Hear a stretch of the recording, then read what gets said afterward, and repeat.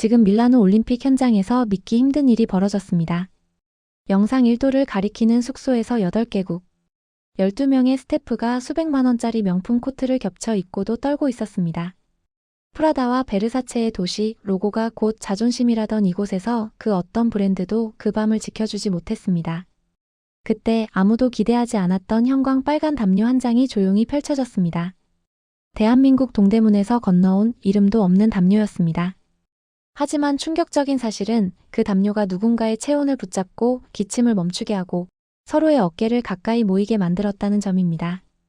명품이 지키지 못한 밤을 한 할머니의 마음이 버텨냈습니다. 과연 밀라노를 흔든 진짜 힘은 브랜드였을까요? 아니면 사람을 향한 따뜻함이었을까요? 이 따뜻한 한 장이 어떻게 명품의 도시를 멈춰 세웠는지, 그리고 조롱받던 빨간 호랑이가 왜 세계 무대의 중심에 서게 되었는지 궁금하시다면 지금 구독으로 함께해 주시기 바랍니다. 이 이야기는 로고보다 강했던 마음에서부터 시작됩니다. 안녕하세요. 저는 엘리나 코바치입니다. 영상 1도였어요. 숙소 실내 온도계가 그 숫자를 가리키는 순간 제 귀에는 낡은 라디에이터가 마지막으로 끊어지던 쇳소리가 아직도 맴돌았습니다. 8개국에서 모인 12명의 스태프들이 코트를 여미고 서로의 숨결이 하얗게 피어오르는 걸 바라보며 굳어가고 있었죠. 밀라노 동계올림픽 VIP 의전팀, 그 이름이 주는 무게가 지금 이 방의 한기보다 더 무겁게 제 어깨를 눌렀습니다. 창밖으로는 조명 가득한 올림픽 메인 스타디움이 보였고 그 빛이 유리를 통해 들어왔지만 온기는 한 줌도 없었어요. 저는 옷장 앞에 서 있었습니다. 문고리에 손을 얹은 채 안에 무엇이 있는지 너무 잘 알면서도 열지 못했죠. 이틀 전 도착한 국제택배 한국 서울 동대문에서 붙여온 그것이 지금 저 안에 있었습니다. 형광 빨간색, 호랑이 자수, 브랜드 로고 하나 없는 두꺼운 담요. 박정래 할머니의 목소리가 머릿속에서 울렸어요. 사람 안 아픈 게 제일이야. 그 말은 할머니가 입버릇처럼 하던 말이었습니다. 무뚝뚝하게 그러나 흔들림 없이. 요리를 내놓을 때도, 약을 챙겨줄 때도, 새벽에 전화를 받을 때도. 할머니는 늘 그 한 문장으로 세상 모든 것의 기준을 세웠죠. 처음 그 말을 들었을 때 저는 별것 아닌 인사말처럼 흘려들었습니다. 지금은 달랐어요. 며칠 전 담요가 처음 모습을 드러냈을 때의 기억이 스쳤습니다. 비앙카의 눈썹이 올라가던 순간, 조이가 고개를 돌리며 입술을 깨물던 순간. 그건 웃음을 참는 표정이었어요. 저는 그 표정을 보는 순간 심장이 내려앉는 느낌을 받았습니다. 밀라노에서 2달을 버티며 쌓아온 무언가가 한순간에 흔들리는 기분이었죠. 그날 이후 담요는 옷장 가장 깊숙한 곳으로 들어갔습니다. 박정래 할머니의 마음을 제 손으로 봉인한 셈이었어요. 미안하다는 말조차 꺼내지 못한 채로. 지금 12명이 떨고 있었습니다. 비앙카도, 조이도, 독일에서 온 클라우스도, 일본에서 온 미즈키도.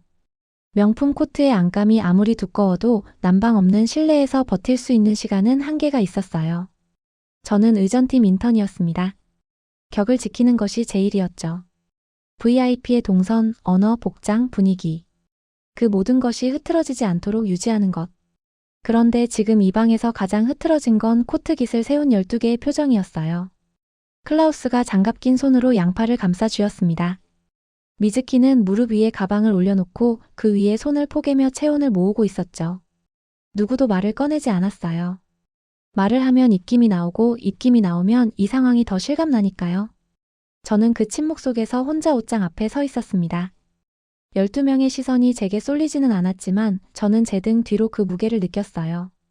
이 문을 여는 순간 밀라노에서 쌓아온 제 체면이 무너질지도 모른다는 걸 알고 있었습니다. 옷장 문고리가 차가웠습니다. 손끝에서 냉기가 번지는 게 느껴졌죠. 체면이라는 단어가 한번 머릿속을 스쳤습니다.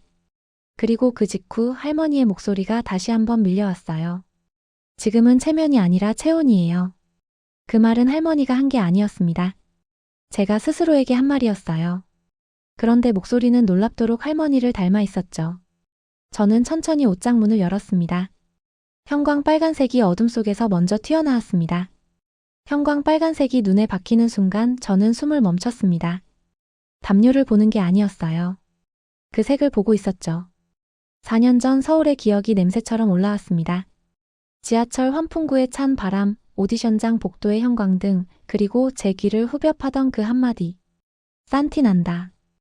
심사위원은 심지어 저를 보지도 않았습니다. 서류를 넘기며 말했어요. 마치 날씨 이야기를 하듯. 저는 무대 위에 서 있었고 조명은 뜨거웠고 저는 그 자리에서 녹아내리는 기분이었죠. 헝가리에서 공들여 고른 원피스, 엄마가 사준 귀걸이, 오디션을 위해 3개월 동안 모은 용돈으로 산 구두. 그 모든 것이 단 3글자에 무너졌습니다. 무대를 내려오는 계단이 몇 칸이었는지도 기억나지 않아요. 다리가 움직이는 걸 느끼지 못했으니까요. 복도를 걸으며 제가 들었던 건 심장 소리뿐이었습니다. 그것도 점점 작아지는. 오디션장을 나온 뒤 어디로 걸어갔는지 기억나지 않습니다. 정신을 차렸을 때 동대문 시장 골목이었어요. 낯선 나라의 낯선 골목에서 저는 처음으로 길을 잃었습니다. 몸이 아니라 방향이. 헝가리로 돌아가야 하나? 서울에 남을 이유가 있나? 교환학생이라는 이름이 그날따라 너무 가볍게 느껴졌어요. 아무것도 증명하지 못한 채 돌아가는 사람. 그 생각이 머릿속을 채우는 동안 누군가 제 팔을 잡아당겼습니다. 골목 안쪽에서였어요. 작고 빠른 손이었습니다. 박정래 할머니였어요. 천막 가게 안에서 할머니는 저를 작은 플라스틱 의자에 앉혔습니다. 아무것도 묻지 않았어요. 그냥 밥을 차렸죠. 된장국, 흰쌀밥, 김치 한 접시. 저는 한국어를 거의 몰랐고 할머니는 영어를 한마디도 못했습니다. 말이 통하지 않는 사람 앞에서 저는 그냥 앉아 있었어요. 그것만으로도 이상하게 다리에 힘이 풀렸습니다. 할머니는 제 얼굴을 한번 보더니 짧게 말했어요. 예쁜데. 왜 고개를 숙이고 있어? 괜찮아. 먹어. 정확히는 못 알아들었어요. 나중에 알았죠. 하지만 그날 할머니의 눈빛은 알아들었습니다. 숨기지 말라는 눈빛이었어요. 있는 그대로 있으라는 눈빛. 저는 그날 처음 만난 할머니 앞에서 밥을 먹으며 울었습니다. 밥이 짠 건지 눈물이 짠 건지 구분이 안 됐어요. 할머니는 그 모습을 보면서도 아무 말을 하지 않았습니다. 그냥 된장국을 한 번 더 떠서 제 그릇에 부어줬죠. 그게 전부였는데 그게 전부여서 충분했습니다. 그날 이후 저는 다른 방향으로 결심했습니다. 싼 티가 나지 않기 위해서. 로고가 있는 것만 입기로. 브랜드가 말해주는 격으로 저를 감싸기로. 박정래 할머니가 말한 것과는 정반대로. 저는 오히려 색을 지우고 로고로 덮었어요. 그것이 밀라노로 이어진 길이었고 VIP 의전팀 인턴이라는 자리였습니다. 그 자리에서 저는 매일 격을 관리했죠. 누군가의 시선이 닿기 전에 먼저 완벽해 보이는 것, 그것이 저를 지키는 방법이라고 믿었으니까요. 상처를 방패로 바꾸는데 4년이 걸렸습니다. 그 방패를 지금 이 순간 내려놓으려는 건지도 모른다는 생각이 스쳤어요. 로고가 없으면 난 다시 그날로 돌아가요. 지금도 그 생각은 변하지 않았습니다. 옷장 안 형광 빨간 담요를 바라보면서도. 아니, 바라보기 때문에 더욱.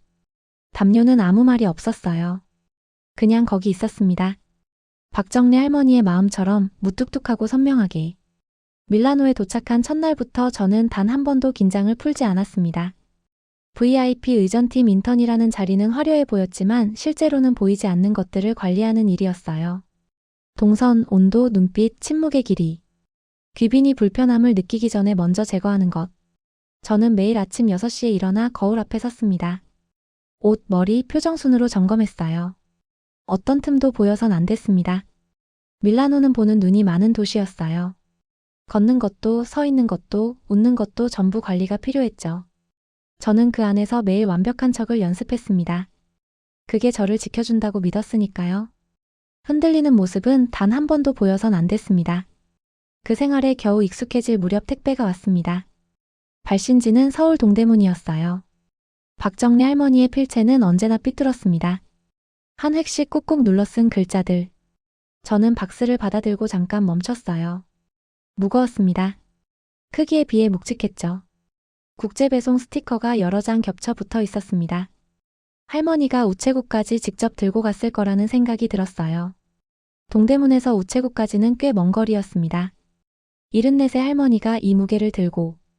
그 생각을 서둘러 지웠습니다. 숙소 방에서 포장을 뜯었습니다. 비닐을 걷어내는 순간 형광 빨간색이 튀어나왔어요. 그 색이 방 안으로 번지는 것 같았습니다. 호랑이 자수가 가득한 두꺼운 담요였어요. 자수 하나하나가 정교했습니다. 코 하나, 수염 한 올까지. 할머니가 시간을 들인 게 손끝에서 느껴졌죠. 원단은 생각보다 훨씬 두꺼웠습니다. 눌러보면 천천히 되돌아오는 탄력이 있었어요. 박스 안쪽에 메모가 하나 있었습니다. 서툰 한글로 딱 한 줄. 춥다고 했잖아. 저는 그 종이를 2번 읽었습니다. 그 순간 방문이 열렸습니다. 비앙카였어요. 이탈리아 출신 룸메이트는 방에 들어서다 멈췄습니다. 담요를 봤죠. 눈썹이 천천히 올라갔어요. 뒤따라 들어온 조이가 입술 끝을 당기며 고개를 돌렸습니다. 웃음을 참는 표정이었어요. 아무 말도 하지 않았습니다. 그 침묵이 어떤 말보다 선명했어요. 저는 담요를 손으로 살짝 덮으려다 멈췄습니다. 그 동작이 더 이상하게 보일 것 같았으니까요. 방 안 공기가 달라진 게 느껴졌습니다. 비앙카와 조이가 시선을 교환했어요. 그것만으로 충분했습니다. 저는 아무렇지 않은 척했습니다. 괜찮다고. 그냥 한국 선물이라고. 머릿속으로 그 말을 되뇌는 동안 손은 이미 담요를 접고 있었어요. 1번, 2번. 형광 빨간색이 점점 작아졌습니다. 호랑이 눈이 사라지고 자수가 사라지고 할머니의 손길이 사라졌죠. 저는 그것을 옷장 가장 안쪽으로 밀어넣었습니다. 다른 짐들 뒤에 완전히 가려질 때까지. 손에 담요의 감촉이 남아 있었어요. 두껍고 단단한 느낌이었습니다. 따뜻한 것들은 언제나 이렇게 무거웠죠. 여기선 이런 색을 두를 수 없어요. 그 말은 입 밖으로 꺼내지 않았습니다. 하지만 옷장 문을 닫는 순간 속으로 분명히 했어요. 미안하다는 말도 고맙다는 말도 하지 못한 채로. 할머니는 춥다는 말 한마디에 이걸 싸서 보냈을 거예요. 그 마음의 무게를 알면서도 저는 문을 닫았습니다. 딸깍 소리가 유난히 크게 들렸어요. 그날 밤 저는 오래 잠들지 못했습니다. 옷장 쪽으로는 눈길도 주지 않으면서. 난방이 멈춘 건 자정을 조금 넘긴 시각이었습니다. 처음엔 라디에이터 소리가 멎은 걸 아무도 눈치채지 못했습니다. 우리는 각자 노트북 화면을 들여다보며 내일 일정을 정리하고 있었고, 저는 VIP 동선 파일을 3번째 수정하고 있었죠. 그런데 어느 순간 손끝이 시려왔습니다. 단순히 피곤해서 그런 줄 알았습니다. 밀라노의 겨울밤이 길어서 그렇게거니 넘기려 했습니다. 하지만 시간이 조금 흐르자 공기가 분명히 달라졌습니다. 숨을 들이쉬는 순간 차가운 공기가 폐 안쪽을 스치고 내려갔습니다. 저는 고개를 들어 온도계를 확인했습니다. 영상 1도. 숫자를 다시 봤습니다. 믿기지 않았습니다. 올림픽 공식 숙소에서 영상 1도라니. 창밖에서는 여전히 스타디움 조명이 번쩍이고 있었고 도시 전체가 축제의 얼굴을 하고 있었는데 이 방 안만 축제가 끝난 뒤처럼 고요하고 차가웠습니다. 운영본부에 연락이 갔습니다. 답은 짧았습니다. 보일러 고장, 수리는 아침 이후. 그게 전부였습니다. 12명이 동시에 침묵했습니다. 독일에서 온 클라우스가 가장 먼저 코트를 꺼내 입었습니다. 일본의 미즈키는 스카프를 2번 감았고 프랑스의 레아는 장갑을 켰습니다. 스페인의 카를로스는 소파 쿠션을 무릎에 올렸고 이탈리아 출신 비앙카는 히터 스위치를 여러 번 눌러보다가 결국 손을 내렸습니다. 각자의 방식으로 버티기 시작했습니다. 캐시미어, 울, 가죽 이름만 들어도 아는 브랜드들. 이 방에 있는 것들은 대부분 값비쌌습니다. 하지만 추위는 가격표를 읽지 않았습니다. 그 사실이 점점 분명해졌습니다. 시간이 흐르면서 말수가 줄었습니다. 입을 열 때마다 하얀 숨이 피어올랐고 그걸 볼 때마다 더 추워졌으니까요. 클라우스의 입김이 점점 또렷해졌습니다. 미즈키는 가방에서 핫팩을 꺼냈습니다. 하나뿐이었습니다. 잠시 망설이다가 옆에 레아에게 건넸습니다. 레아는 괜찮다고 했지만 미즈키는 고개를 저으며 손을 꼭 잡아주었습니다. 그 장면을 보는 순간 가슴이 무너졌습니다. 작은 온기 하나를 나누는 사람들. 이 사람들이 지금 이 추위를 버티고 있습니다. 그리고 저는 알고 있었습니다. 이 방 안에 더 큰 온기가 있다는 걸, 제가 숨겨둔 무언가가 있다는 걸. 발이 저절로 옷장 쪽으로 향했습니다. 문고리를 잡자 금속의 차가움이 손바닥에 닿았습니다. 방 안을 한 번 더 둘러봤습니다. 조이는 발을 동동 구르고 있었고 비앙카는 코트 안으로 팔을 깊숙이 넣은 채 고개를 숙이고 있었습니다. 아무도 불평하지 않았습니다. 그 침묵이 오히려 더 무거웠습니다.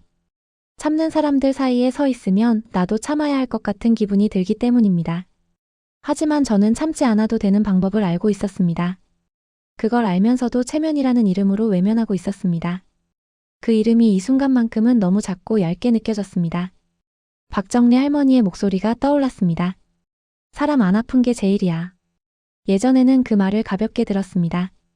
밥 더 먹으라는 말처럼, 감기 조심하라는 말처럼. 하지만 지금은 달랐습니다. 그 문장이 제 등을 밀었습니다.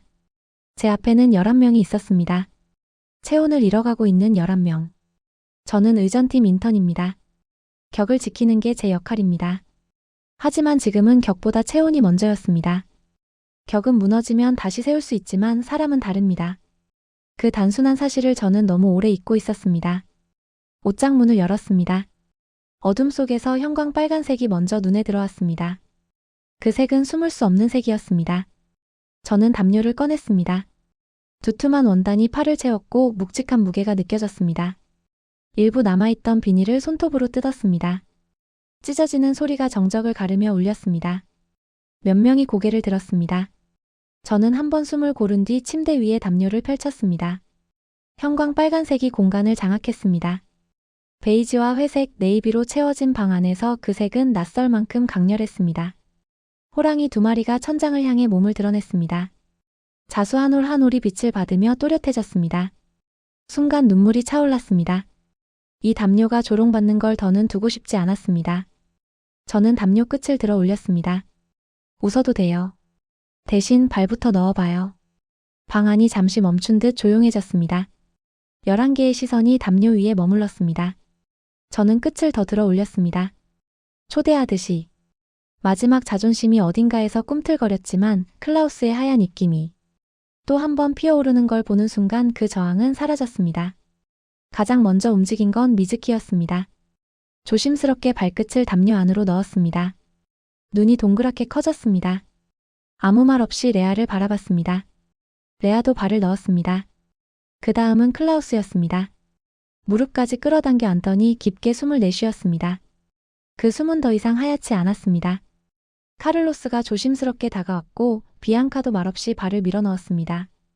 누군가는 담요를 어깨까지 끌어올렸고 누군가는 서로의 등을 기대었습니다. 온도계 숫자는 그대로였습니다. 하지만 사람들의 어깨가 내려갔습니다. 흩어져 있던 열이 모였습니다. 그건 전기열이 아니었습니다. 서로의 체온이 빠져나가지 않도록 붙잡아주는 방식이었습니다.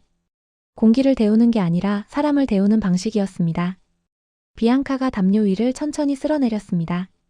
한 번, 그리고 또 한 번. 아무 말도 하지 않았지만 눈빛이 달라져 있었습니다. 조이는 작게 웃었고 레아는 핫팩을 다시 미즈키에게 돌려주었습니다. 그 작은 동작들이 방안을 바꾸고 있었습니다. 그 밤 명품은 아무 역할도 하지 못했습니다. 하지만 한 장의 담요가 12명의 체온을 붙잡았습니다. 그리고 저는 그 안에서 처음으로 체면 대신 사람을 선택했습니다. 그 선택이 제 안에 얼어붙어 있던 무언가까지 녹이고 있었습니다. 비앙카가 먼저였습니다. 아무도 움직이지 않던 그 침묵 한가운데서 비앙카가 천천히 몸을 일으켰습니다. 코트를 여민 채로. 발걸음은 조심스러웠지만 멈추지 않았어요. 담요 끝으로 다가오면서도 표정은 무표정이었습니다. 저는 숨을 참았습니다. 다시 비웃음이 터질 수도 있었습니다. 담요를 보고 고개를 젓고 돌아설 수도 있었죠. 아니면 단 한마디 촌스럽다는 말을 던질 수도 있었습니다. 그 가능성들이 제 머릿속을 스쳤습니다. 비앙카는 아무 말 없이 담요 끝에 발을 가져다 댔습니다. 양말을 신은 발이었습니다. 그리고 천천히 아주 천천히 밀어넣었습니다. 형광 빨간 담요 안으로. 방 안 공기가 멈춘 것 같았습니다. 모두가 그 발을 보고 있었습니다. 저도 보고 있었어요. 심장이 한번 크게 뛰었습니다. 몇 초가 흘렀습니다. 비앙카의 표정이 바뀌었습니다. 아주 미세하게. 눈썹이 살짝 올라갔고 입술이 움직였다가 멈췄습니다. 그리고 짧게 눈을 감았습니다. 추위에 굳어있던 얼굴 근육이 풀리는 게 보였습니다. 저는 그 변화를 정면으로 봤습니다. 담요의 온기가 전달되는 순간이었습니다. 그날 택배 상자를 보며 비웃던 얼굴과는 전혀 다른 얼굴이었습니다. 따뜻함이 사람의 표정을 바꾸는 장면을 저는 처음으로 제대로 보았습니다. 비앙카는 아무 말도 하지 않았습니다. 그 침묵이 오히려 더 확실한 대답이었습니다. 조이가 다음이었습니다. 영국에서 온 조이는 비앙카를 한번 보더니 자리에서 일어났습니다. 망설임은 길지 않았습니다. 담요 반대편 끝으로 걸어와 발을 넣었습니다. 오하고 짧게 소리가 새어나왔습니다. 그건 감탄이라기보다 몸이 반응한 소리였습니다. 클라우스가 그 뒤를 따랐습니다. 무릎 위 쿠션을 내려놓고 코트 자락을 걷으며 다가왔습니다. 미즈키도 레아도 카를로스도 한 명씩 한 명씩 누구도 먼저 하자고 말하지 않았습니다. 그냥 자연스럽게 움직였습니다. 12명이 하나의 담요를 둘러쌌습니다. 8개국에서 온 사람들이었습니다. 사용하는 언어도 자란 환경도 좋아하는 음식도 달랐습니다. 그런데 그 순간 모두 같은 방향을 향하고 있었습니다. 형광 빨간 호랑이 담요를 향해서 누군가 발을 조금 더 깊이 밀어넣으며 낮게 숨을 내쉬었습니다. 또 다른 누군가는 담요를 무릎 위까지 끌어올렸습니다. 그 작은 움직임들이 방 안을 바꾸고 있었습니다. 누군가 말했습니다. 따뜻하네. 짧은 문장이었지만 방 안 공기가 달라졌습니다. 저는 그 소리를 들으며 가슴이 벅차올랐습니다. 박정래 할머니가 이 소리를 들을 수 있다면 좋겠다는 생각이 들었습니다. 할머니는 늘 사람 안 아픈 게 제일이라고 했습니다. 지금 이 방에서 그 말이 이루어지고 있었습니다. 격도, 브랜드도, 체면도 아닌 체온이 사람을 지키고 있었습니다. 그때 조이가 휴대폰을 꺼냈습니다. 저는 순간 몸이 굳었습니다. 또 조롱이 시작되는 건 아닐까 싶었습니다. 그런데 조이의 표정은 달랐습니다. 웃고 있었습니다. 비웃음이 아니라 진짜 웃음이었습니다. 담요 위에 올려진 발들을 찍었습니다. 빨간 바탕 위에 서로 다른 색의 양말이 모여 있었습니다. 그리고 화면에 짧은 문장을 입력했습니다. 레드 타이거 밀라노. 해시태그가 몇 개 더 붙었습니다. 게시 버튼이 눌리는 순간 저는 아무 말도 할 수 없었습니다. 레아도 휴대폰을 꺼냈습니다. 다른 각도에서 사진을 찍었습니다. 카를로스도 미즈키도. 담요 위에 모여있는 발들, 호랑이, 자수, 서로 기대어 앉은 사람들. 저는 그 장면을 눈에 새겼습니다. 브랜드 로고는 하나도 없었습니다. 그런데도 그 풍경은 제가 밀라노에서 본 그 어떤 런웨이보다도 더 당당해 보였습니다. 누군가 말했습니다. 호랑이 얼굴이 잘 보이게 조금 더 펴줄래? 저는 잠시 멍했습니다. 이틀 전 저는 이 담요를 숨겨야 한다고 생각했습니다. 지금은 더 잘 보이게 펼쳐달라는 요청을 받고 있었습니다. 저는 담요 끝을 잡고 천천히 위로 올렸습니다. 형광 빨간색이 더 또렷해졌고 호랑이 눈이 조명 아래에서 반짝였습니다. 비앙카가 짧게 말했습니다. 좋네. 이탈리아어였지만 뜻은 분명했습니다. 클라우스가 독일어로 무언가 덧붙였고 미즈키가 웃으며 고개를 끄덕였습니다. 언어는 달랐지만 반응은 같았습니다. 웃음이 퍼졌습니다. 처음엔 2~3명, 곧 8명, 그리고 10명. 방 안이 조금 전과는 완전히 달라졌습니다. 저는 그 웃음소리를 들으며 이틀 전 옷장문을 닫던 순간을 떠올렸습니다. 딸깍 소리와 함께 숨겨졌던 형광 빨간색. 그때 저는 체면을 지켰다고 생각했습니다. 지금은 그 체면이 얼마나 얇은 껍질이었는지 깨닫고 있었습니다. 조이가 말했습니다. 우리 오늘 여기서 살아남는 거지? 웃음이 터졌습니다. 저도 따라 웃었습니다. 억지로가 아니었습니다. 자연스럽게 나왔습니다. 조롱받을 거라고 생각했던 담요가 지금 12명을 살리고 있었습니다. 구조템이 되었고 포토존이 되었고 웃음이 되었습니다. 저는 담요 끝을 쥔 채로 서 있었습니다. 손 안에 박정래 할머니의 마음이 느껴졌습니다. 동대문 천막 가게에서 출발한 온기가 밀라노까지 와서 12명을 감싸고 있었습니다. 그 온기는 과시하지 않았습니다. 설명하지도 않았습니다. 그냥 조용히 사람을 데웠습니다. 저는 그 사실이 더 이상 부끄럽지 않았습니다. 자랑스럽다고 말하기도 어려웠습니다. 그저 따뜻했습니다. 그리고 그 따뜻함이 이 밤을 바꾸고 있었습니다. 마르코 벨리니가 나타난 건 새벽이 깊어진 뒤였습니다. 문이 열리는 소리가 났고 그 소리는 이상하게 또렷하게 들렸습니다. 방 안에는 아직 웃음의 잔향이 남아있었고 형광 빨간 담요는 침대 위에 펼쳐진 채 12명의 발을 감싸고 있었습니다. 그 색은 어둠 속에서도 숨지 못했습니다. 저는 문 쪽을 보기도 전에 직감했습니다. 누군가 이 장면을 허락하지 않을 사람이 들어왔다는 걸. 마르코 벨리니. 40년 경력의 럭셔리 스타일 디렉터. 이 올림픽 행사에서 시각적 기준을 총괄하는 인물. VIP 동선을 설계하고 공간의 색과 소재를 결정하고 무엇이 격에 맞는지 최종 판단하는 사람. 그는 문 앞에 잠시 서서 방 안을 훑었습니다. 시선이 담요에 닿는데 오래 걸리지 않았습니다. 단 1초. 그 정도면 충분했습니다. 그의 표정이 굳는 걸 저는 놓치지 않았습니다. 저도 굳었습니다. 지난 사흘 동안 쌓아온 신뢰와 긴장이 이 한순간에 무너질 것 같았습니다. 벨리니는 천천히 방 안으로 들어왔습니다. 발걸음은 조용했지만 그 조용함이 오히려 무거웠습니다. 조금 전까지 담요 아래에서 나누던 웃음은 사라졌습니다. 12명이 동시에 시선을 거두었습니다. 방 안의 온기는 여전히 남아있었지만 공기는 다시 긴장으로 식어가고 있었습니다. 그는 담요 앞에 멈춰섰습니다. 위에서 내려다보듯 바라봤습니다. 형광 빨간색, 과감한 자수, 브랜드 로고 하나 없는 원단. 그의 눈은 소재를 읽는 눈이었습니다. 익숙한 계산이 스치고 지나가는 게 보였습니다. 저는 담요 끝을 쥔 채로 서 있었습니다. 치워야 할까? 먼저 사과해야 할까? 격이라는 단어를 입 밖에 꺼낸 적은 없었지만 지금 이 순간 가장 격에 맞지 않는 사람이 된 기분이었습니다. 그런 생각이 머릿속을 스치는 동안 벨리니가 말했습니다. 이걸 치우세요. 짧았습니다. 단호했고 군더더기가 없었습니다. 40년 경력이 압축된 한 문장이었습니다. 저는 몸이 굳었습니다. 손에 힘이 들어갔습니다. 담요를 치우라는 말은 단순한 정리 지시가 아니었습니다. 기준을 지키라는 의미였고 선을 넘지 말라는 경고였습니다. 방 안에 11명도 굳어 있었습니다. 아무도 움직이지 않았습니다. 벨리니는 그 침묵을 낯설게 여기는 듯 했습니다. 다시 말을 꺼내려는 듯 입을 열었습니다. 그런데 그 순간 클라우스가 담요 위에 발을 더 깊이 밀어넣었습니다. 소리 없이 고집스럽게. 레아도 따라했습니다. 미즈키도요. 누구 하나 담요를 치울 기색이 없었습니다. 명령이 공중에 떠 있었지만 아무도 그것을 잡지 않았습니다. 벨리니가 멈췄습니다. 시선이 발들로 내려갔습니다. 여러 나라의 양말이 형광 빨간 담요 위에 올라가 있었습니다. 그 장면은 분명 격과는 거리가 멀었습니다. 그러나 동시에 분명한 어떤 것이 있었습니다. 벨리니의 표정이 미세하게 흔들렸습니다. 분노라기보다는 당혹에 가까웠습니다. 기준을 어긴 장면인데 그 안에 묘하게 설명되지 않는 질서가 있었기 때문입니다. 그는 한 걸음 더 다가왔습니다. 담요를 집어들려는 줄 알았습니다. 하지만 그의 손은 원단 위에서 멈췄습니다. 손가락 끝으로 천천히 짚었습니다. 엄지와 검지 사이에 천을 끼우고 가볍게 비볐습니다. 한 번, 그리고 다시 한 번. 소재를 읽는 손이었습니다.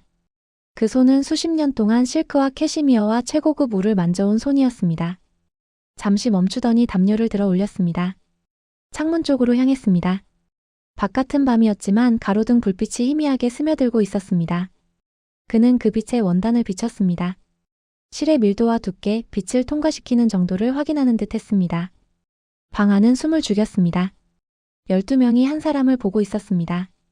벨리니는 자수 부분을 손가락으로 따라 짚었습니다. 호랑이 눈 주변의 실을 눌러보고 테두리의 박음질을 살폈습니다. 한 올씩 확인하는 손길이었습니다. 저는 그 장면을 보면서 박정래 할머니의 손을 떠올렸습니다. 74의 손이 이 자수를 완성했을 시간을 처음으로 계산해봤습니다. 한 땀 한 땀 밤을 새웠을지도 모릅니다. 그 생각이 드는 순간 가슴이 먹먹해졌습니다. 벨리니는 오래 보았습니다. 충분히 길었습니다. 그리고 담요를 천천히 내려놓았습니다. 처음 집어들 때와는 다른 손이었습니다. 훨씬 조심스러웠습니다. 그는 돌아섰습니다. 저를 포함한 12명을 향해 섰습니다. 그 눈빛에 아까의 단호함은 없었습니다. 대신 낯선 무언가가 있었습니다. 오래된 사람이 예상 밖의 것을 마주했을 때 짓는 표정 같았습니다. 잠시 침묵이 흘렀습니다. 그리고 그가 말했습니다. 촌스러운 게 아니라 우리가 겁먹은 거였군. 방 안이 다시 조용해졌습니다. 그 문장은 길지 않았지만 무거웠습니다. 40년 경력이 스스로를 인정하는 소리였습니다. 격을 지켜온 사람이 격을 다시 정의하는 순간이었습니다. 벨리니는 더 말하지 않았습니다. 담요를 다시 침대 위에 가지런히 놓고 문 쪽으로 걸어갔습니다. 나가면서 한 번도 돌아보지 않았습니다. 그러나 들어올 때보다 훨씬 가벼운 걸음이었습니다. 무언가를 내려놓은 사람의 걸음이었습니다. 문이 닫힌 뒤에도 아무도 바로 말을 꺼내지 않았습니다. 12명은 잠시 서로를 바라봤습니다. 그리고 누군가 작게 웃었습니다. 긴장이 풀린 웃음이었습니다. 저는 담요 끝을 여전히 쥔 채로 서 있었습니다. 손 안에서 원단의 온기가 느껴졌습니다. 방금 전까지 치워야 할 물건이었던 것이 이제는 인정받은 것이 되었습니다. 저는 생각했습니다. 체면을 지키는 것과 솔직해지는 것 중에 무엇이 더 어려운 일인지. 벨리니는 그날 밤 후자를 선택했습니다. 40년 경력을 가진 사람이. 그리고 저는 헝가리에서 온 2년도 안 된 인턴이었습니다. 그런데 이상하게도 그 밤 우리는 같은 지점에 서 있었습니다. 겁을 내려놓는 자리에서. 형광 빨간 담요는 여전히 침대 위에 펼쳐져 있었습니다. 그러나 그 색은 더 이상 방 안에서 튀는 색이 아니었습니다. 그건 기준을 흔든 색이었습니다. 그리고 저는 그 한복판에 서 있었습니다. 난방이 돌아온 건 새벽 4시 무렵이었습니다. 라디에이터가 다시 금속 소리를 내기 시작했어요. 처음엔 안쪽에서 무엇인가 팽창하는 듯한 작은 마찰음이었고, 그 다음엔 바닥 근처에서부터 천천히 따뜻한 공기가 올라왔습니다. 12명 중 몇 명은 그 소리에 눈을 떴습니다. 낮게 숨을 들이마시는 소리가 이어졌어요. 클라우스가 코트를 천천히 벗었습니다. 레아는 담요 밖으로 발을 빼며 양말을 만져봤고, 미즈키는 눈을 감은 채 깊게 숨을 내쉬었습니다. 안도는 말 없이 번졌습니다. 형광 빨간 담요는 여전히 침대 위에 펼쳐져 있었습니다. 마치 자기 몫을 다한 사람처럼 조용히 놓여 있었어요. 저는 잠들지 못했습니다. 난방이 돌아온 뒤에도 한참 동안 천장을 보고 있었습니다. 오늘 밤의 장면들이 순서 없이 떠올랐습니다. 비앙카의 발끝이 담요 안으로 들어가던 순간. 조이가 레드 타이거 밀라노라고 적던 화면. 벨리니가 자수를 손가락으로 짚던 손. 그리고 그 모든 장면에 항상 담요가 있었어요. 펼쳐진 채로 선명한 형광 빨간색으로. 저는 침대 끝에 앉아 담요를 바라봤습니다. 이틀 전 이 담요를 옷장 가장 안쪽으로 밀어넣던 손이 지금과 같은 손이라는 게 믿기지 않았습니다. 숨기던 손이 지금은 끝을 붙잡고 있었습니다. 휴대폰을 들었습니다. 시각은 새벽 4시 20분. 헝가리와 한국의 시차는 8시간. 서울은 오후 12시 20분이었습니다. 박정래 할머니는 점심을 드시거나 낮잠을 준비하실 시간일 겁니다. 영상통화 버튼 위에서 손가락이 잠시 멈췄습니다. 뭐라고 말해야 할지 몰랐어요. 고맙다는 말을 해야 하는데 그 말이 충분할지 확신이 없었습니다. 미안하다는 말도 해야 했습니다. 이틀 동안 숨겨뒀다는 사실을 어떻게 설명해야 할지도 몰랐습니다. 결국 버튼을 눌렀습니다. 생각보다 빠르게. 할머니가 받으셨습니다. 화면에 할머니 얼굴이 떴습니다. 식탁 앞에 앉아 계셨고 뒤로는 서울의 낮 햇살이 들어오고 있었습니다. 할머니는 휴대폰을 얼굴 가까이 당겼습니다. 엘리나야 하고 부르셨어요. 그 한마디에 목이 막혔습니다. 2달 동안 밀라노에서 버티면서 한 번도 울지 않았는데 지금은 말이 잘 나오지 않았습니다. 할머니는 재촉하지 않았습니다. 그냥 기다렸습니다. 그 기다림이 오히려 더 크게 다가왔습니다. 담요 가져왔어요. 겨우 그 말이 나왔습니다. 할머니는 고개를 끄덕였습니다. 저는 휴대폰을 들고 담요 쪽으로 걸어갔습니다. 카메라를 돌리자 형광 빨간색이 화면을 가득 채웠습니다. 호랑이 자수가 선명하게 보였습니다. 할머니는 화면을 유심히 들여다보셨습니다. 아무 말 없이. 저는 그 침묵이 두렵지 않았습니다. 오히려 안심이 됐습니다. 그래. 짧은 대답이었습니다. 그리고 고지어 할머니가 말씀하셨습니다. 사람 안 아픈 게 제일이야. 또 그 말이었습니다. 처음엔 인사 같았고 두 번째는 명령 같았던 그 문장. 이번에는 위로처럼 들렸습니다. 수고했다는 말이었고 잘했다는 말이기도 했습니다. 저는 설명하지 않았는데도 할머니는 오늘 밤의 일을 다 알고 있는 것 같았습니다. 어떻게 아셨는지는 모르겠습니다. 그런데 아시는 것 같았습니다. 저는 숨을 길게 들이마셨습니다. 할머니, 저 이 담요 자랑했어요. 말이 끝나자마자 눈물이 흘렀습니다. 억지로 참으려 하지 않았습니다. 소리는 내지 않았지만 눈물은 멈추지 않았습니다. 밀라노에서 처음으로 우는 순간이었습니다. 할머니는 웃지도 놀라지도 않았습니다. 그냥 화면 너머에서 저를 바라보고 계셨습니다. 그 시선이 흔들림을 잡아주었습니다. 잘했어. 짧은 2글자였습니다. 그러나 그 말은 오늘 밤들은 어떤 문장보다 무거웠습니다. 저는 담요 끝을 다시 만졌습니다. 이제 차갑지 않았습니다. 난방 때문만은 아니었습니다. 이 담요는 원래부터 따뜻한 것이었습니다. 제가 늦게 알아본 것뿐이었습니다. 통화를 끊은 뒤에도 한동안 가만히 앉아 있었습니다. 서울은 낮이었고 밀라노는 새벽이었습니다. 두 도시 사이 거리가 이 순간만큼은 가깝게 느껴졌습니다. 창밖으로 메인 스타디움의 조명이 희미하게 보였습니다. 어둠 속에서도 빛나고 있었습니다. 저는 담요를 접지 않았습니다. 침대 위에 펼쳐둔 채로 두었습니다. 내일 VIP들이 오고 저는 다시 격을 관리해야 할 겁니다. 하지만 오늘 밤 이 방에서 가장 격 있는 것은 담요였습니다. 형광 빨간색의 호랑이 담요. 브랜드 로고 하나 없는 동대문 천막가게에서 시작된 것. 그 담요가 12명의 체온을 지켰고 한 명의 기준을 흔들었고 저를 바꿨습니다. 저는 손으로 자수를 한번 쓸어내렸습니다. 호랑이 눈이 조명 아래에서 반짝였습니다. 그리고 처음으로 아무 망설임 없이 생각했습니다. 이건 부끄러운 게 아니라 지켜야 할 색이라고. 담요는 여전히 침대 위에 펼쳐져 있었습니다. 이제는 숨길 필요가 없었습니다. 아침은 조용히 시작됐습니다. 밀라노의 겨울 햇빛이 커튼 사이로 스며들었고 밤새 꺼지지 않던 스타디움 조명은 하나둘 사라지고 있었습니다. 방 안 공기는 따뜻했습니다. 하지만 저는 알고 있었습니다. 이 따뜻함은 단순히 난방이 돌아왔기 때문만은 아니라는 걸. 침대 위에 가지런히 펼쳐진 형광 빨간 담요가 그 증거처럼 놓여 있었습니다. 휴대폰 알림이 쉴 새 없이 울렸습니다. 조이가 올린 사진은 이미 예상보다 멀리 가 있었습니다. 레드 타이거 밀라노. 해시태그 아래 좋아요 숫자가 빠르게 올라가고 있었습니다. 수백, 수천. 패션 관계자 계정들이 공유했고 몇몇 이탈리아 스타일 블로거들이 캡처해서 올렸습니다. 로고 없는 용기. 진짜 럭셔리는 기능이다. 따뜻함이 격을 이긴 밤. 댓글들은 조롱이 아니라 분석에 가까웠습니다. 누군가는 색감에 대해 이야기했고 누군가는 자수의 밀도에 대해 적었습니다. 저는 화면을 내려보며 이상한 기분을 느꼈습니다. 어젯밤까지만 해도 숨겨야 한다고 생각했던 담요가 이제는 해석되고 있었습니다. 문을 두드리는 소리가 났습니다. 의전팀 총괄이었습니다. 저는 긴장했지만 그의 얼굴은 굳어있지 않았습니다. 휴대폰을 제 쪽으로 내밀었습니다. 담요 사진이 여러 기사에 실려 있었습니다. 이거 내 방 맞지? 그가 물었습니다. 저는 고개를 끄덕였습니다. 잠시 침묵이 흐른 뒤 그가 말했습니다. 오늘 VIP 라운지에 이 담요 하나 가져와. 그 말은 허락이었습니다. 아니, 기준의 이동이었습니다. VIP 라운지는 늘 계산된 공간이었습니다. 베이지, 아이보리, 차콜. 촉감과 광택까지 설계된 색의 질서. 그 안에 형광 빨간색을 들이는 건 모험이었습니다.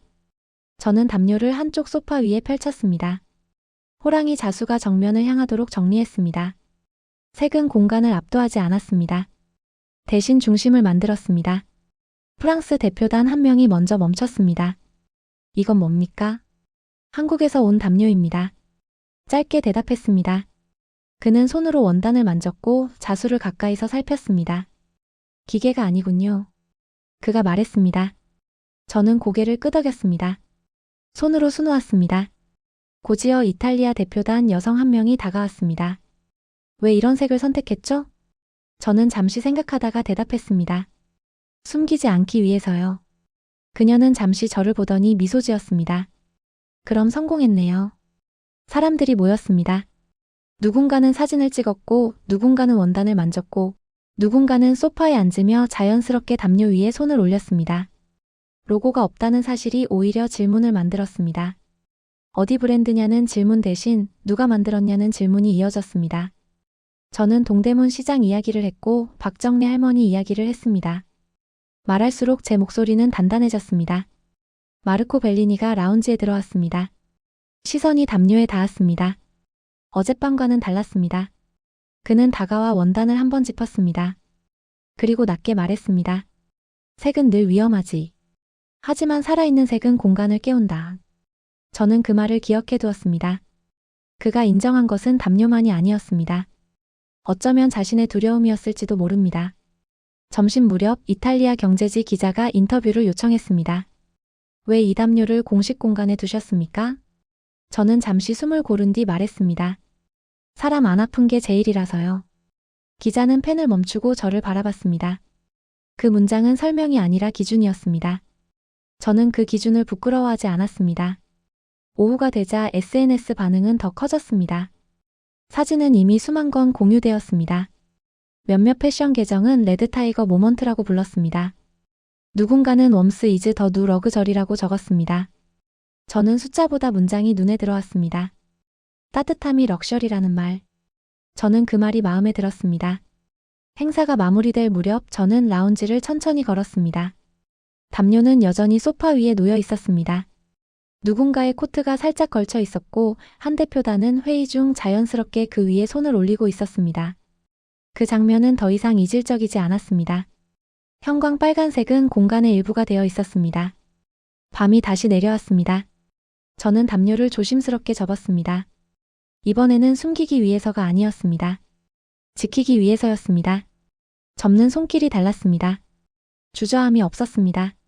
담요를 가방에 넣으며 알았습니다. 이건 단순한 천이 아니었습니다. 체온을 지킨 물건이었고 기준을 흔든 색이었고 제 안의 두려움을 밀어낸 증거였습니다. 창밖으로 스타디움 조명이 다시 켜졌습니다. 밀라노는 여전히 세련된 도시였습니다. 그러나 저는 더 이상 그 세련됨 앞에서 작아지지 않았습니다. 형광 빨간색은 숨겨야 할 색이 아니었습니다. 지켜야 할 색이었습니다. 저는 휴대폰을 열어 조이의 게시물에 댓글을 남겼습니다. It was never about passion. It was about warmth. 그리고 화면을 끄며 생각했습니다. 촌스러운 건 색이 아니라 두려움이었다는 걸. 형광 빨간 담요는 제 가방 안에 있었습니다. 그러나 그 색은 이미 제 안에 남아 있었습니다. 이 밤이 지나고도 형광 빨간 담요는 사라지지 않았습니다. 명품의 도시 밀라노에서 가장 따뜻했던 건 로고가 아니라 사람의 마음이었습니다. 숨기려 했던 색이 결국 모두를 데웠고 격을 다시 정의했습니다. 혹시 당신도 숨기고 있던 색이 있나요? 오늘은 그 색을 꺼내도 괜찮습니다.